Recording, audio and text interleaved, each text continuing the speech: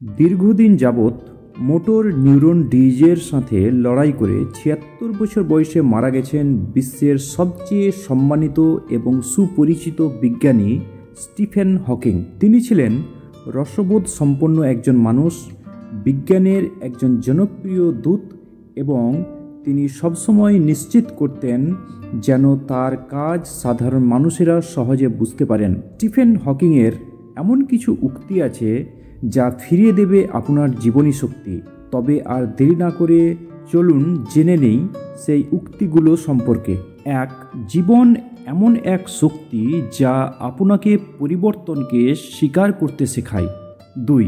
আমি এখনও বড় হইনি, আমি এখনও প্রশ্ন করতেই থাকি। ৩. কেউ যদি বলে আপনি ভুল করেছেন, তাকে বলবেন ভুল করা দরকার।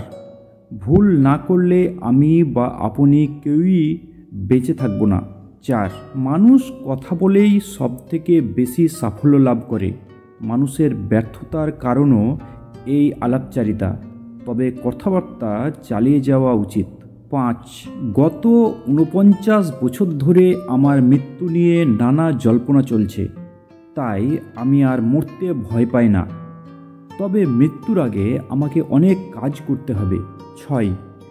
যে সমস্ত মানুষরা ভবিষ্যৎকে বিশ্বাস করেন তারাই রাস্তা পার করার সময় বারবার দুদিকে তাকান। ৭. মাটির দিকে তাকিও না, আকাশের দিকে তাকাও। কাজ করতে থাকো, কারণ কাজই জীবনকে প্রাসঙ্গিক করে তোলে।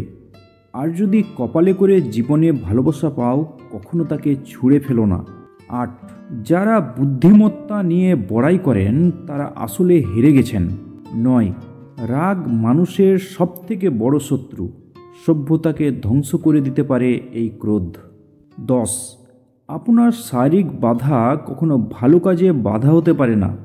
শারীরিক সীমাবদ্ধতার জন্য কখনো অনুতাপ করবেন না। কাজ করার উদ্যমে বৈকল্য থাকা সবথেকে খারাপ। বন্ধুরা, বিশ্ববিখ্যাত বিজ্ঞানী স্টিফেন হকিংয়ের এই উক্তিগুলি যদি আপনাদের ভালো লেগে থাকে, ভিডিওটিতে একটি লাইক, কমেন্ট, শেয়ার এবং এই ধরনের শিক্ষামূলক ভিডিও নিয়মিত পেতে চ্যানেলটি অবশ্যই সাবস্ক্রাইব করবেন। আপনার মূল্যবান সময় দেওয়ার জন্য অসংখ্য ধন্যবাদ।